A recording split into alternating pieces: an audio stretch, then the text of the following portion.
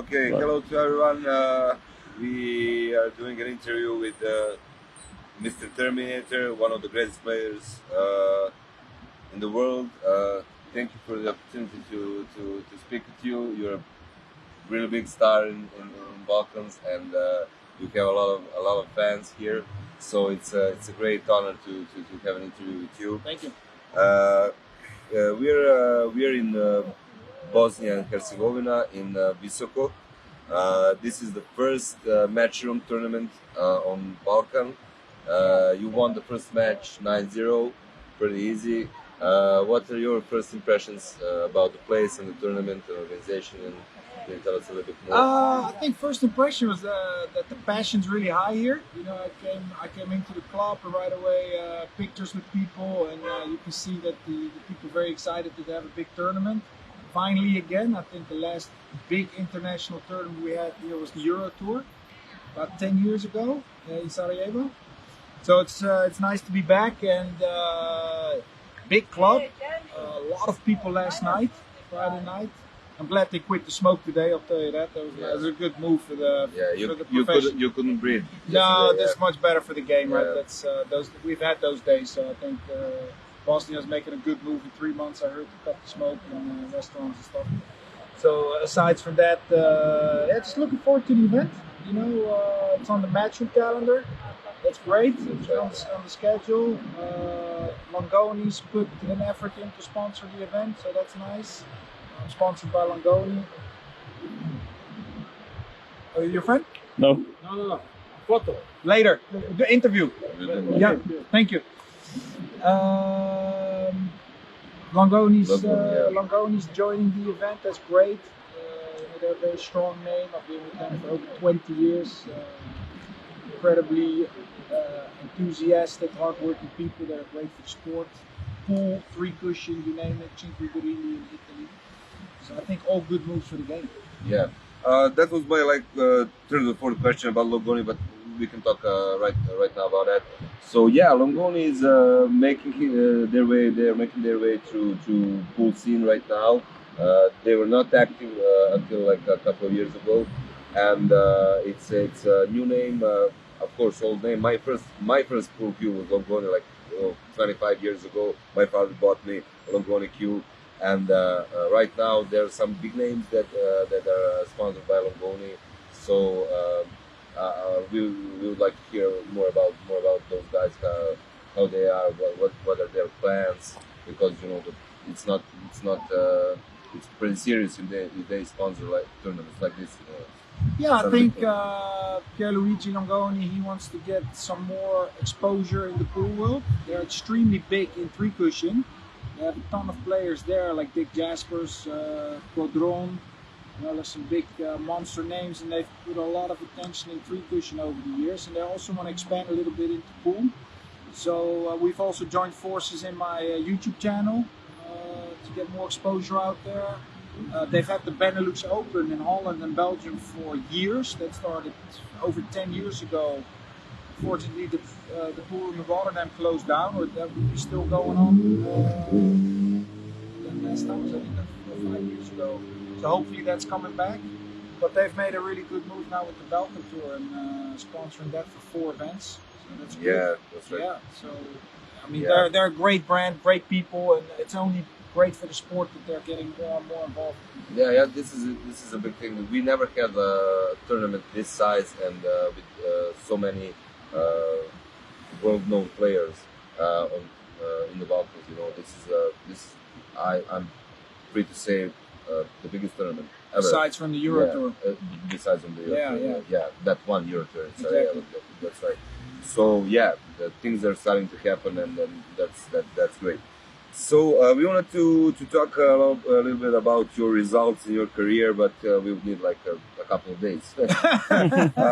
So just 1 or 2 questions. What you won everything that can be won, and you were on the pool scene like over 20 years. In the highest level, it's just you and a couple more guys could maintain that high level in the pool for so many years, I can say decades also. So what's your secret? You look like you're my age, you know, and you play pool. How many years have you played pool for those years? So I think we should talk a little bit about that, about your best result. What was the most favorite title for you, and etc. I spoke about that with the Dutch guys that are here yesterday. They also asked me the same thing, like, what's the biggest title you won? And I said, I mean, there's a couple of really big ones, and they have different value. You know, like you're winning your first Euro Tour, really, really massive. And I lost 2 finals before that. Like in Finland, I lost the final. A year later, I came back, I lost the final. And the third year, I won my first one. So that was a big win. And then the World 9 Ball was massive. Of course, the first world title I won, World Straight Ball, was massive. But I got a little bit of sting from the media, like the guys from Billy Digest. They said, why haven't you won more majors? Stuff like that, where I won the Challenge of Champions, Derby City. But the major, if you're an established player, you have to win like a US Open or a world title. Yeah. So I was really eager to win the World 9 Ball. But I lost 2 World 8 Ball finals back to back. I lost 13-12 to Carl Boys, and the year after I lost 10-5 to Dennis, and that was painful, you know what I mean? So you have to ask yourself, like, how many times do you get into a World Championship final to start with, and then you have to do it again, and then you want to win after you lose 2. Yes. So it's gonna be, you're gonna have a voice in the back of your head, like, man, like, please win this one, you know what I mean? So I played Albin in the finals. Unbelievable pressure. That was that. The pressure was there, and I mean, it was like a rock of 150 kilos fell off my back when I won that title. So that was a very big one. I mean, every title, like a big one, like the Challenge of Champions, man, that was amazing. It's still on YouTube with me and Ligo and Sudden Death for 50,000, 1 rack. You know what I mean? God. And Derby 9 Ball was big. That was 7-6. You know, and then there's matches where you just on fire. Those are great memories. So it's all mixed. But every big tournament has its own little memory box. You know what I mean? Yeah, of course. I mean, I don't know because I don't have those memories. But I can understand. Yeah, I can relate. Yeah, but also, for example, after the injury, I had the tennis elbow. I was out for months. And then I came back and I won the World Pool Masters. I mean, I will never forget that, you know, stuff like that. It's amazing. Yeah, it's pretty big. It's pretty big. How does your game evolve? You know, game evolves every year. Basically, literally, there are like many young players, like around 20 years, that they are playing like robots. Everything is completely accurate. Like just like the smallest details decide who will win. How do you manage to evolve your game, because pool is completely different 20 years ago and today, and you're still on the top? I think you said it correctly. You have to keep evolving, and I think that's the secret if you want to keep staying at a high level. It's one thing to get to, like, let's say top 10 in Europe, maybe top 10 in the world, but it's a totally different animal if you want to stay there 10, 20 years. Yes. And the key, like you say, is you have to keep evolving. And of course, there's been like maybe years where I wasn't as motivated. But now I also realize, like, maybe I'm in my final stretch. Let's say maybe my final 5 years, 10 years, whatever, final 2 years, I don't know.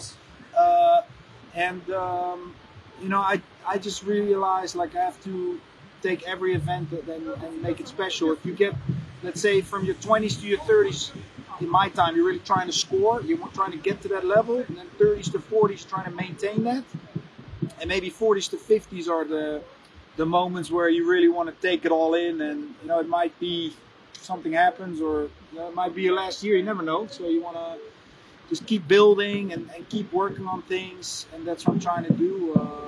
Also the equipment, you know, we went from wooden shafts to the graphite shafts, new brake. You know, you got to keep working on the brake, stuff like that. And I think for me, looking back 25 years in my career, I think the coolest thing that the game gives you is like you have to become a better version of yourself every time to stay on top. You know, they say every level has another devil. Yeah. And it's true, you know, you get when you start out, you have no expectations, and when you start winning big tournaments, you start getting expectations and the crowd and maybe more pressure, and You have to deal with all kinds of new challenges, and I think that makes you a better man, a better father, better husband, if you take those challenges and work on yourself. Yeah, everything is connected. Yeah, How are you in your life? Yeah, you're the same in your game. That's the coolest thing of the game, I think. Yeah. Looking back. Yeah. Do you have anything else that you work? Do you have another job maybe, or pool is absolutely 100% your profession, and you do just that? Like it's been my profession for over 20 years, and then COVID came, and then I started the YouTube channel. So I started looking for other things. The mental course is online. We're watching it every day. Yeah, your YouTube channel and try to do those are really cool projects. But for now, I wanted to really give my game full attention again. So the YouTube channel is a little bit on pause now. That will always come back later. So I'm full pro again now, and you kind of have to be if you wanna stay at the top. You cannot do a lot of things together. You know, it's mentally too draining. You have to work hard, compete, but you also have to rest. Yeah. And you hear nowadays it's harder for athletes to rest well. Also because there's a lot of distractions, the phones, the digital world. It's really, you have to be very disciplined to rest good. Yeah. You know, and there are a lot of events every day, every weekend, something new. Yeah, you have to choose. USA, Great Britain, it's Serbia, Euro Tour, European Championship, World doubles, world singles, 10-ball, Predator tournaments. There's a lot of a lot of things going on. So yeah, it's hard to keep up different time zones, different climates. For me, as a family man, I have 2 children. I don't want to just see them grow up on FaceTime. Yeah. So I choose. You know, I try to make some blocks. Yeah. Then be with the family, and then another block. Because like a guy like Sanchez, for example, now he's 30, 31 maybe, but he's like red hot. But he's also playing everything. And if you don't have those obligations yet, you have to go. You know, you got to go all in, and then you see what happens. Like Pillar, Sanchez, Catchy's back on track. Sanjin just had a good Premier League. But those guys are young. You know, no kids yet. Yeah, you gotta go, man. You gotta travel. You gotta hit it. That's right. Yeah, they have all the time in the world. But then do that and do just that. That's how you have to do it. Yeah, I'm glad you mentioned Sanjin. I wanted to look a little bit closer to our community and our players from Balkans. I think the first player that you met, first good player that you met from Serbia is Zoran Svilar. You played the finals, European Championship finals against him, and you won. That was like his first medal from European Championships. You were second. Do you remember the final, and what do you think about him? What's your impression about him? Very solid player. I think this is 10 years ago, because I remember that final very well. Yeah. I'll tell the story later, but first about Zoran. Very, very strong, solid player. Good technique, good fundamentals, and I think he scored medals before actually. If I'm not mistaken, he scored a European medal in Willingen at the Europeans there. I suppose you're right. Maybe that was the second. He was He lost before. 2 finals there. Yeah, Stephen Coyne won. Right. Yeah. So and this was a 3rd final for him, and the story was I was watching a movie with my daughter at home. It's called Free Willy with the whale, and the kid blows on this mouth harmonica in the movie, and when we would watch the scene, sometimes we would both sit there with the mouth harmonica. And I promised her, I said, if Daddy's going to win a title, I'm going to do the harmonica on TV. And I played him, and the last 9 was so easy that I remembered. If it was a harder shot, maybe I had to focus, but it was so easy. I went back to the chair, got the harmonica, I went like, boop, boop, boop. I mean, that was great. I remember it was against him, so I remember very vividly that final. He made a couple mistakes. It's normal. I played a pretty good set. So, but I remember he played strong in a lot of Europeans as well. So, he's been around.